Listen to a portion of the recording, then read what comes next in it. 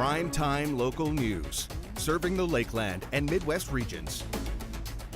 Welcome back. Where's Michaela, you might ask? Not here is the answer. I'm Josh Ryan, joined as always by Elise. And by always, I mean she's on the desk. I am on the desk today. Not necessarily that we're co-piloting. The invisible desk. Yeah, not necessarily that we're co-piloting this venture with, as you said, an invisible desk. Yeah. Plenty to talk about for this final show of the week. Been a surprisingly busy week. I guess heading into the holidays, so that's going to happen. Always busy, yeah. Always busy in the holidays. But lots of good stuff to talk about today. The question of the day was regarding side dishes and stuff, right? Yeah, I mean, what's traditionally a Christmas dish? You get ham, you get turkey. We will find out what the audience thought later in this show. But first, let's check in with Brett Holden. Brett Holden is down in Frog Lake. I'm here in Frog Lake where tonight Team Canada will face Team Russia in the World Junior A Championship pre-tournament. We'll be talking to some of the organizers of the event as well as some of the players and some coaches as well. Puck drop is at 5 o'clock, so come down and cheer on Team Canada West, and where the tournament will get started on Sunday. We'll have a little bit more, but let's head to Elise, who has your news. And one local author told her story of sexual, mental, and physical abuse throughout her childhood, and now she's in the process of writing a new book. Shelley Ann Wagner-Reina wrote and published I Never Lied in 2013, and she says that it was a book that she wanted to write for a long time. You know, you go out and you see these books, and it's all about the abuse. It's all about the details of what happened to somebody. But I haven't found a book where it says, okay, so here's a little window into what I went through, but here's the deep-rooted adverse effects that it had on my life.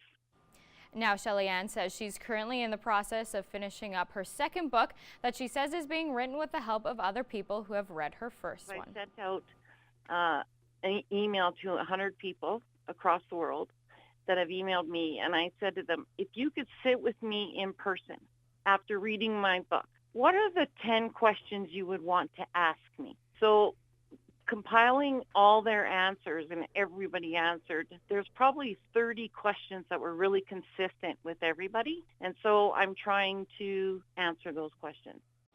The books are available at libraries, and Moringa says she is trying to get the books into stores as well. And a family here in the border city is wanting to make sure people get into the holiday spirit. The Patton family has been setting up light displays on their property for the public for the past 4 years. This idea came in after a different family in town who used to do this moved away, and the Pattons wanted to keep the tradition going. I do it because I like the families to come out, and it's all about being happy at this time of the year. So if you can make people happy, that's what it's about. There is a little something for everyone on the property to enjoy. Bring your family, take pictures. We have the sleigh that you can sit in, take photos. There's the 7-foot teddy bear. You know, we even have the manger and stuff for every person, be it they're doing it because of their faith or they're doing it because it's fun. We want people to come out and just enjoy everything. They are located 5 miles northeast of Lloydminster, and they accept donations which go to a cause of the family's choosing. And now we're going to send it back to Brett Holden, who is live at Frog Lake. I'm joined now by assistant coach Joe Martin. And Joe, for you guys, the selection camp is never easy. Let's kind of talk about just that selection camp for you guys. Yeah, it's this year we had only 43 players attend. In the previous years that I've been doing this, we've had 60. So just getting that number, that's difficult. And then going from 43 to 22 is another difficult thing. All good hockey players that were there, lots good ones sent home, and hard decisions, but we think that we have a real good group here.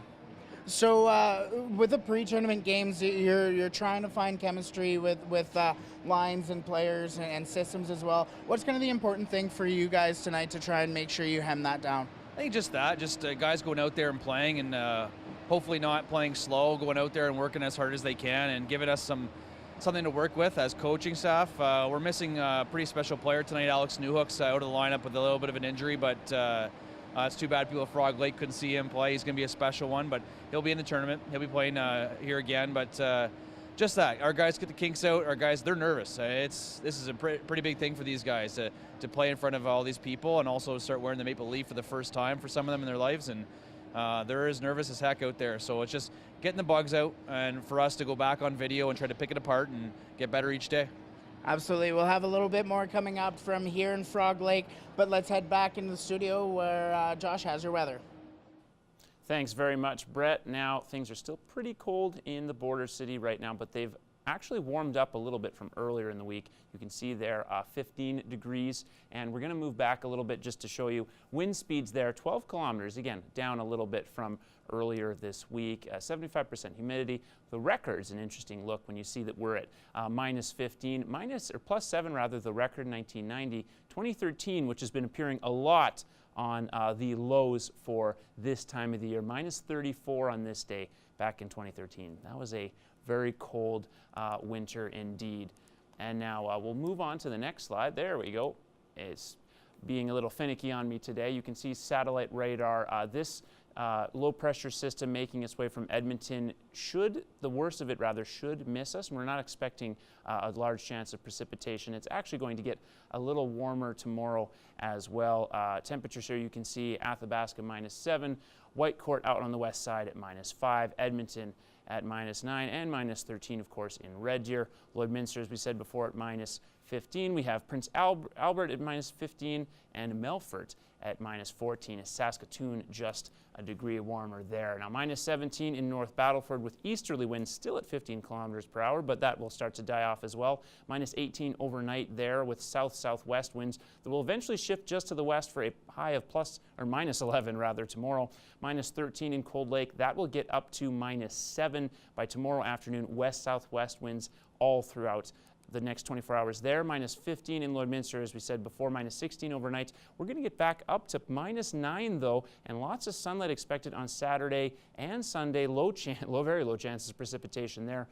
Minus 4 on Monday, a little bit more cloud cover, but that's a good sign that's getting a little warm. We could have a nice and mild couple weeks of December. And we'll have more on Primetime Local News after this. The Lloydminster Bobcats are in Sherwood Park this evening to take on the 22-6-2 Crusaders. It's the first of a 5-game stretch away from home ice before the Christmas break. The Cats hope to incorporate lessons from their loss to the Thunder on Wednesday and make in-game adjustments more quickly this time around. What Chris, our assistant coach, mentioned to us forwards is to make that one fake and go around, which will put them down. I think that we failed to capitalize on our chances in that way, and I think if we got one in, I think more would have followed. Spending this much time on the road should provide other lessons as well. It's going to be some good team building along the way with 5 games before the break, and it's staying focused before the break. It's always tough. Puck drop in Sherwood Park is at 7 p.m. Thursday was picture night for the Lloydminster Bandits, who are in the midst of a 3-game win streak. That streak will be on the line this evening against the Wainwright Bisons. Just a few weeks since Michael Clegg took over as head coach, the club is starting to see changes on the ice, but Clegg says there's still plenty of work ahead of them. We want to be a team that plays fast and we play hard.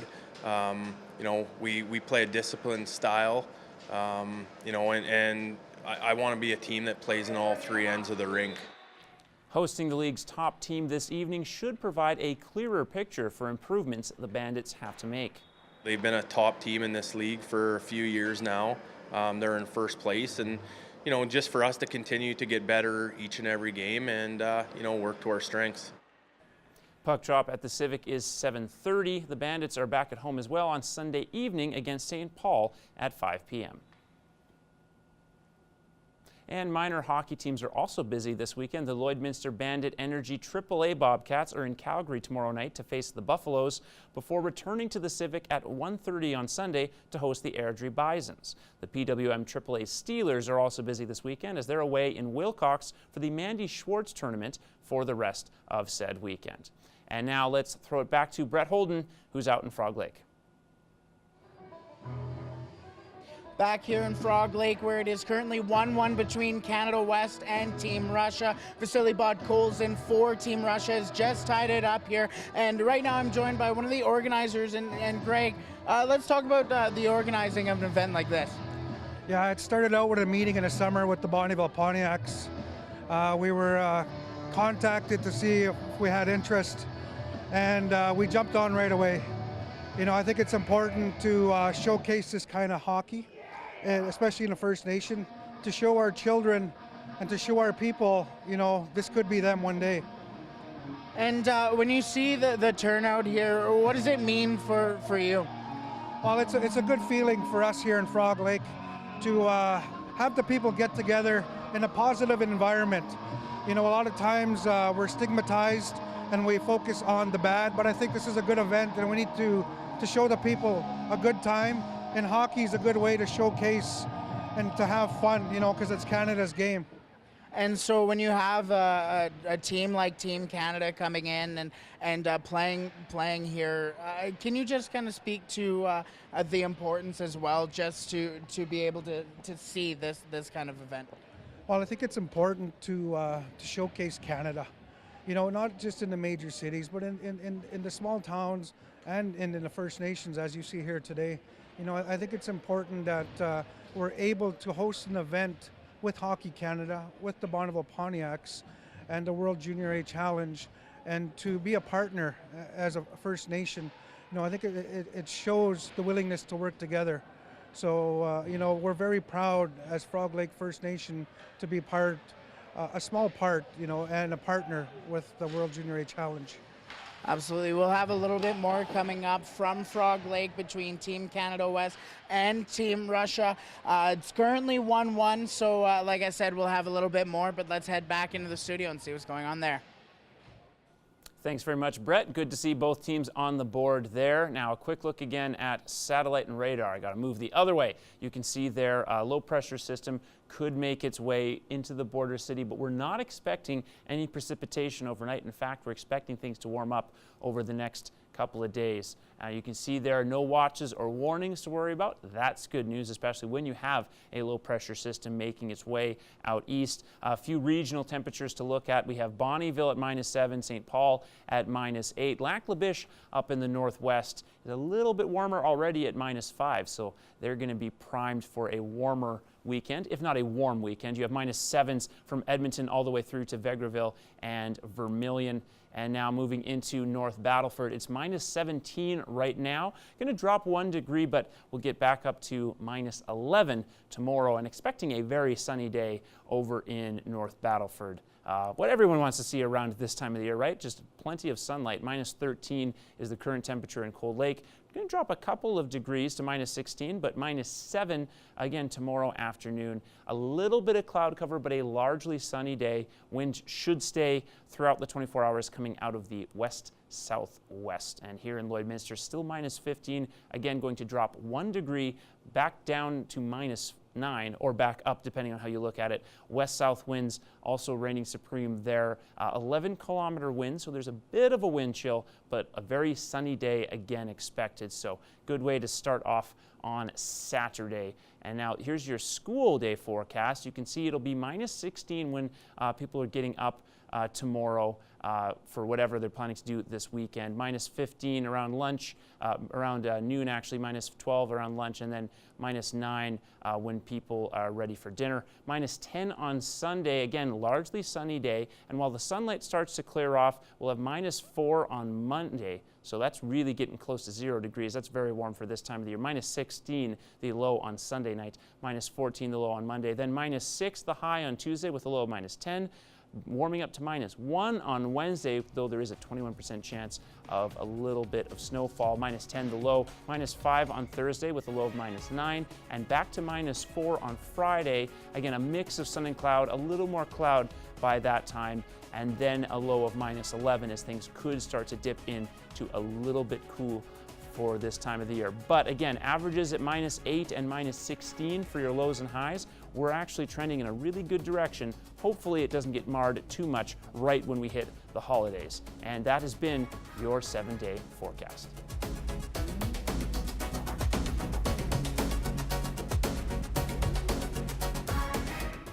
And now we're going to send it back to Brett Holden, who is live from Frog Lake. I'm joined now by Clifton Cross.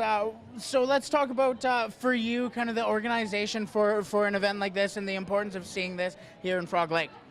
Well, the importance of seeing this here in Frog Lake is that we're a First Nation that hasn't had the opportunity to have outside visitors. Well, even the Russians, like overseas visitors, come over here and take part with something inside of our own barn. We only had this barn since 2011.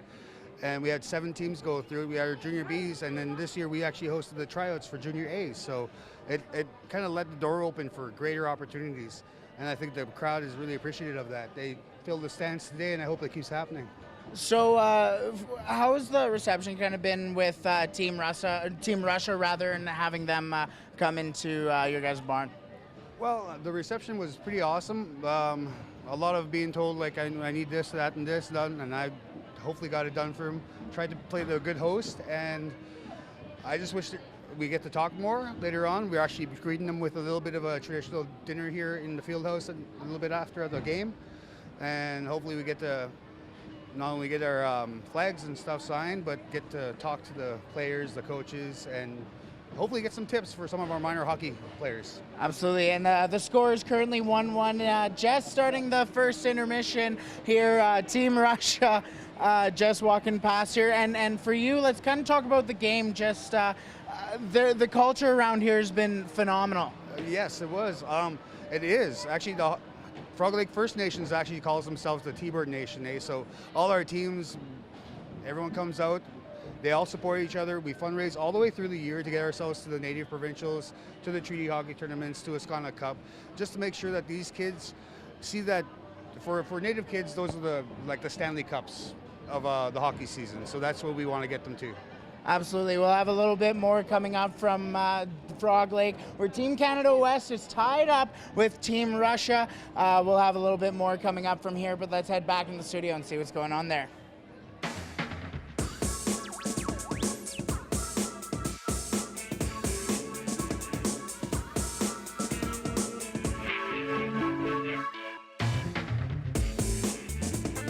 Sounds like an exciting event down in Frog Lake. Also exciting are the holidays. Yes. For me anyway. I hope they're exciting for everyone else. I know I love this time of the year. And what many people look forward to this time of the year, of course, is what you consume and store in your bellies. Yeah, the food's the best makes part. its way through the rest of the system.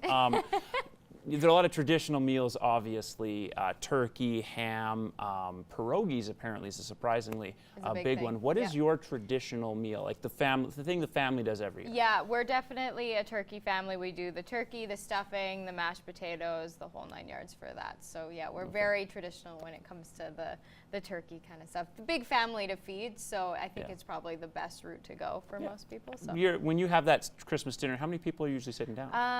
Well, Christmas dinner can be anywhere between 40 to 50 people. Oh, so you do all that right in one go? Yeah, it's a big group. Yeah, we do the 50+ reunion because my mom's the youngest of 8. We do the 50+ reunion family. a week before. Yeah. And we do our own little thing, but we still do the turkey and every time. mashed potatoes. I'm the only one who doesn't eat mashed potatoes in the family. But so we did have a poll today. What are your thoughts on the traditional types of meals? And the common answer was turkey, although pierogies actually had 30% of the votes. That doesn't surprise me, though. No. I think lots of people were a pierogies go-to, even if they're not like a super Ukrainian-style family. I think that's always like a good go-to. Most people like that. So. Gotcha. Yeah. Okay.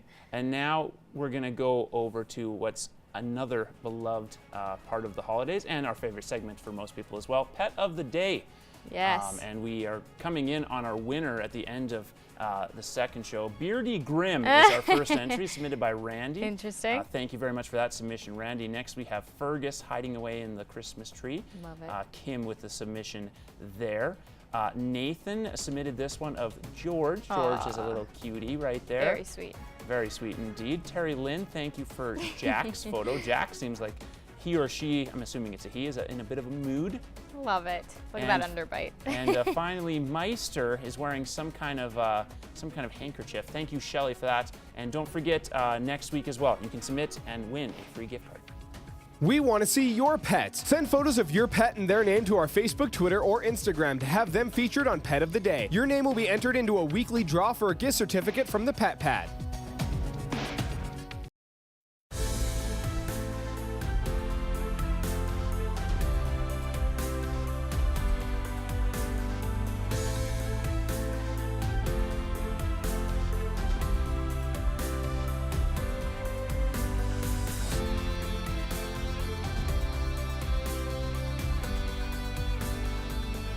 All right, welcome back to Primetime Local News. I'm joined here with Greg Bitts, also known as Malcolm G. Malcolm G, that's right. From the musical collective, we'll say, known as Strictly Authentic. Yeah, absolutely. Okay. So you're a Lloydminster native here, and you guys are flying back for a show here on Saturday. So what can people expect here from this show?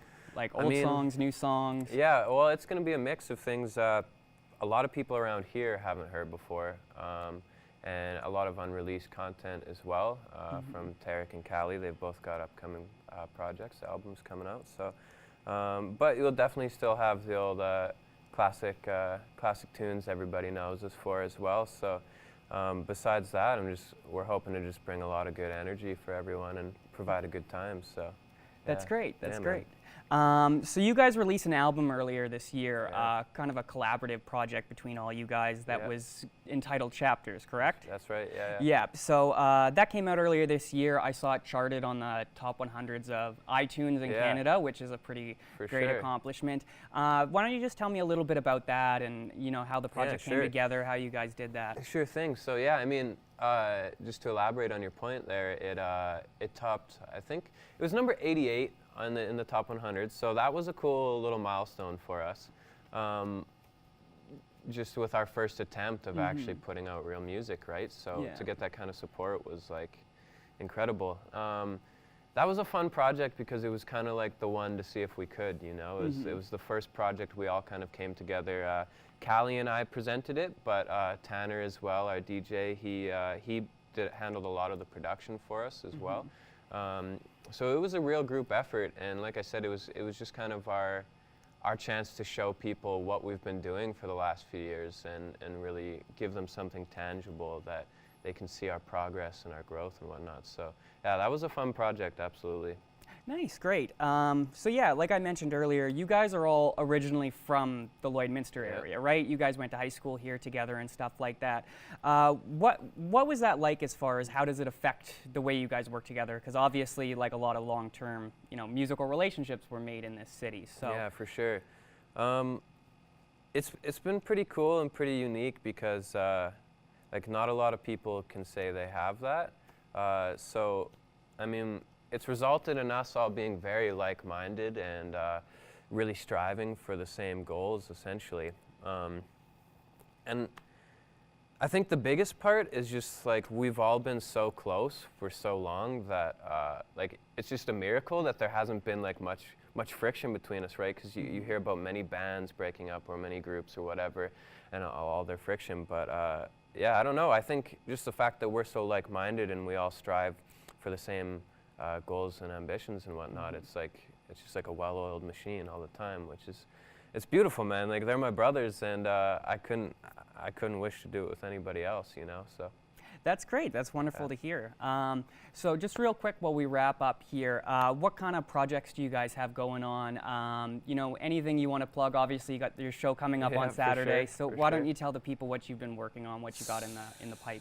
Let's see here. So yeah, so Tarek, he's got an upcoming new album here that it's called Time Well Wasted. He's been working on that for several years now, so we're quite excited to finally be putting the finishing touches on that. Callie, he's got a bit of a project. I don't want to speak too much about it, but he's got something coming down the pipeline. And myself, I'm just playing shows, writing new tunes almost daily, and just trying to put some content together. So nothing major to announce at this point, but you can definitely expect a couple of tracks here and there from myself as well. And besides that, yeah, just come on out to the show tomorrow. Doors at 8 o'clock, so hope to see you all there. Oh, and that's at the Legion Hall, The Legion, that's right, yeah. Okay, the so Legion, yes. The Legion Hall here in Lloydminster tomorrow at 8 p.m.? 8 p.m., doors at 8. So we hope to see you all out there. Please stay with us for some more Primetime Local News.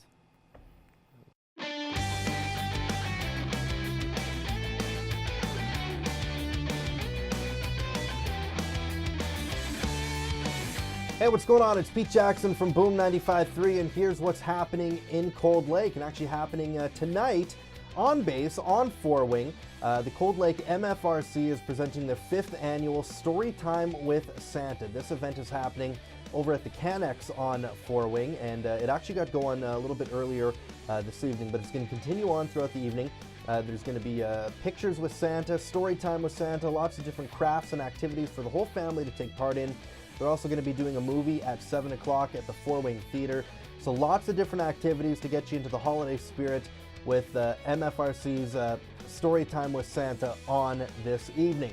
Another event that's happening involving the military and the MFRC is the Operation Hockey Heroes charity hockey game that's going to be coming up next Saturday, December the 15th at the Energy Center in Cold Lake. Note the start time for this one. Puck drop is at 10:15 in the morning, and admission is just a non-perishable food item donation, and then that'll get you and the family in to enjoy this hockey game. Some pretty big names are going to be in town for this one. This is pretty cool. Multiple-time Olympic gold medalist Haley Wickenheiser is going to be playing in this game, as well as Edmonton Oilers alumni Dave Lumley, Mark Fistrick, and Doug Hicks, just to name a few. So you can check this one out Saturday, December the 15th at the Energy Center in Cold Lake. It is the Operation Hockey Heroes charity hockey game taking place at 10:15 in the morning. If you have an event you want featured on What's Happening, shoot me an email, pete@boom953.ca.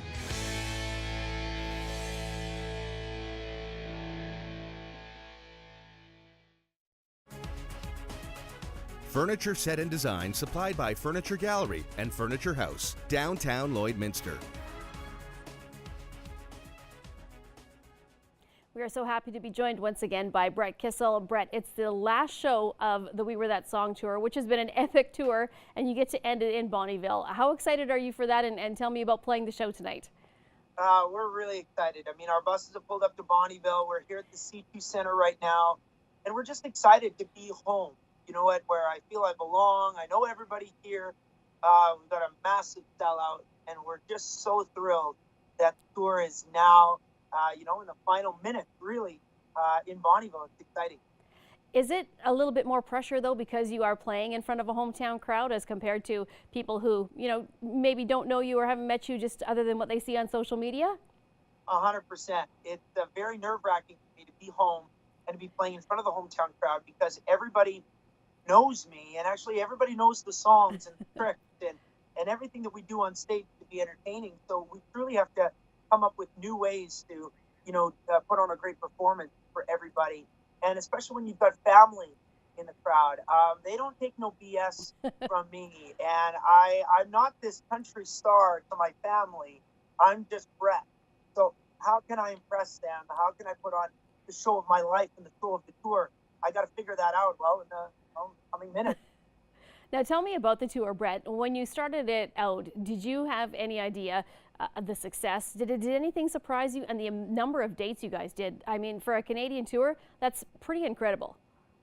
If there's ever been a big surprise that I think I share with my band and my crew and my family, it's actually how fast this went.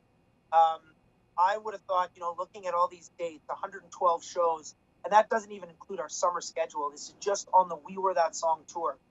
112 shows. If you look at that, think, oh my gosh, that's a third of the year almost.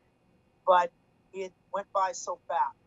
And if I have any regrets of the tour, it's that I didn't soak it in, because here we are. It's over. I soaked in a lot of moments, don't get me wrong, but maybe I could have soaked in a little bit more, maybe seen a little bit more of the countryside of some of these communities, especially these small towns that I don't know if I'll ever get back to.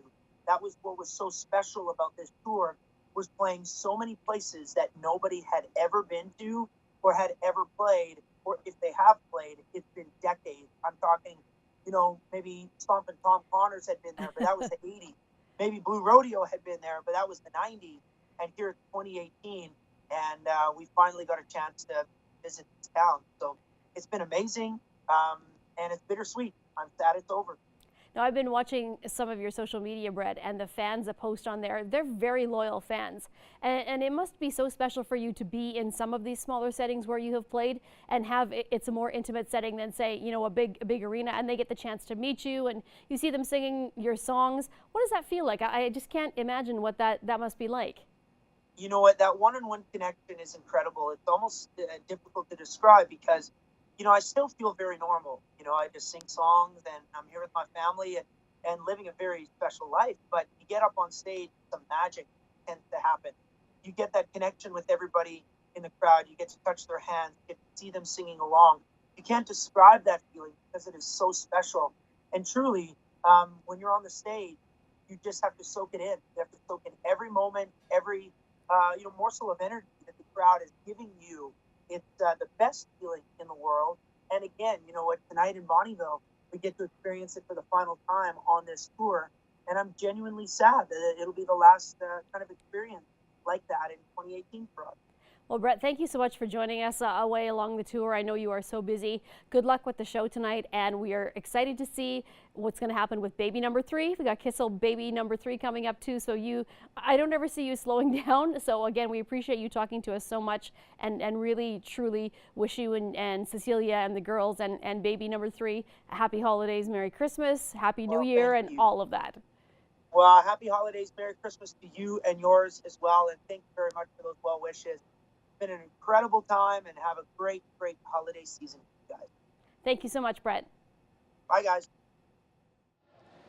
Team Canada West about to go on the power play here in a 2-2 hockey game. Alexander Campbell and Matthew Gosselin with 2 goals for Team Canada, and projected top 5 NHL draft pick Vasily Podkolzin with the 2 goals for Russia.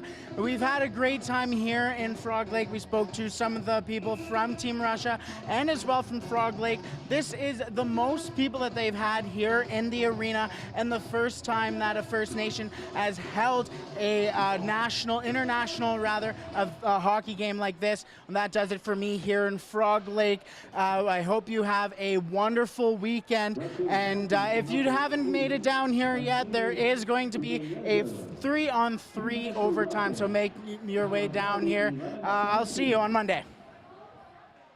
Thanks very much, Brett. Exciting stuff over in Frog Lake. -9 tomorrow, -10 then on Sunday, but warming up to -4 on Monday, -6 Tuesday, -1 Wednesday, -5 Thursday, and -4 on Friday. That's your 7-day forecast, and it's exciting. We have a winner to announce in Best part of the week. Pet Project.